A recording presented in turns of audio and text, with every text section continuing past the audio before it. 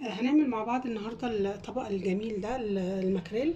الماكريل طبعا معروف بالاوميجا 3 والناس كلها عارفه الفوائد بتاعته جميله جدا. طبق سهل وبسيط. في 5 دقايق هتعملي الصينيه دي وهيبقى النتيجه تحفه وريحه وطعمه جدا. تابعي معايا الفيديو للاخر ان شاء الله هتفوزي عليكم. احنا متابعين، يا رب تكونوا كلكم بخير. النهارده حابين نعمل مع بعض طبق سمك الماكريل صينيه.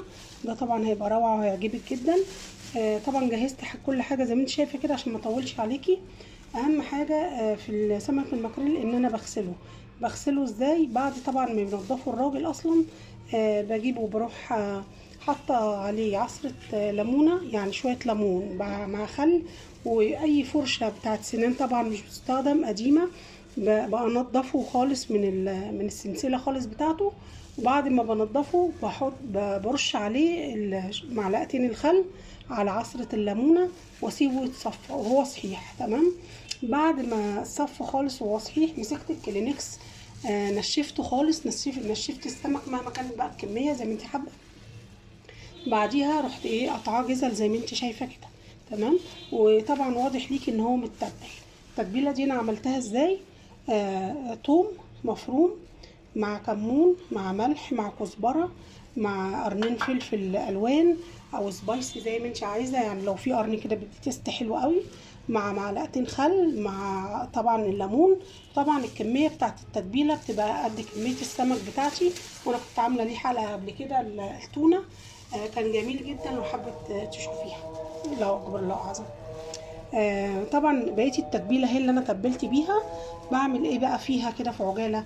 بحط فنجان خل زي ما انت شايفه عليها، مع فنجان من الزيت،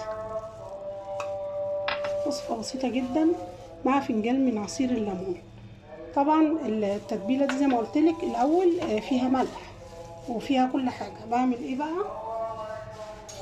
بقلبها كده كويس. بنقلب كده زي ما قلت لك كده عشان يمتزج كله مع بعضه. تمام. هنا عامله انا محضره احلى حاجه طبعا فيها الخضار ده.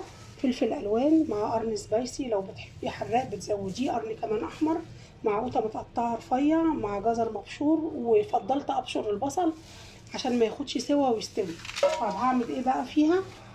بعمل كده اهو. بصي بحاول بقى ارش شويه من التتبيله بتاعتي دي على الخضار عشان تتبل اهو كده اهو. وبعمل كده كله بقى كده بمزجه مع بعضه اهو.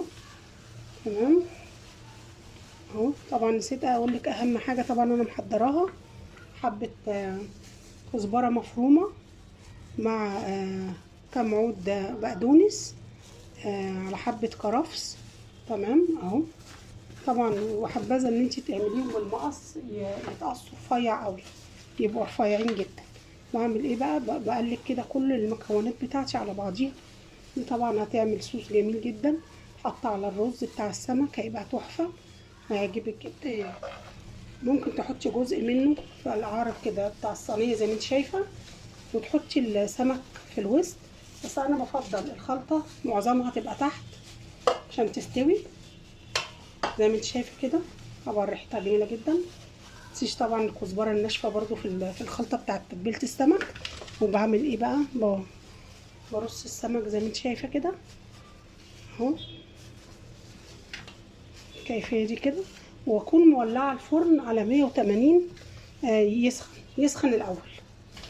لما يسخن الفرن الاول يدخل، اول ما تدخل الصينيه فيه طبعا هيشد معايا السمك ومش هينزل طبعا الميه بتاعته، هتبقى ناشفه وجميله جدا. والصوص ده هيبقى طري من تحت وهيبقى حلو جدا. عملته كده خلاص بالكيفيه دي. ابتدي ارش كده على بقيه الخلطه بتاعتي اهي.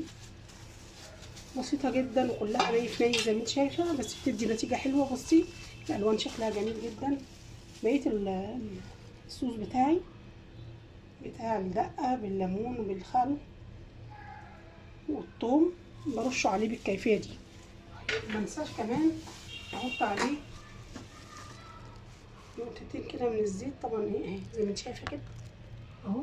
برشش على السمكه نفسها عشان تنشف وتبقى حلوه. بحطه بقى في الفرن زي ما قلت لك، مولعه الفرن سخن واحطه فيه. هي تلت ساعه وهنشوف الصينيه تاكلي احلى سمك من ايديك ان شاء الله. طلعت الصينيه هي من الفرن، طبعا شكلها وريحتها تحفه، عايزه اقول لك جميله جدا، ما خدتش وقت، هو تلت ساعه. طبعا ولعت عليها عشان تاخد اللون الجميل ده للجلد، ومش محتاجه اي ديكور، هتحطيها على طول في السيرفيس وتقدميها الف هنا وشفا. كانت معاكي صفوان مجاهد من صفحه طبق طبانه. لو عجبك الطبق اتمنى تدعميني بسبسكرايب وفعلي معايا القناه عشان يوصلك مني كل جديد، وشكرا جدا لمتابعتك.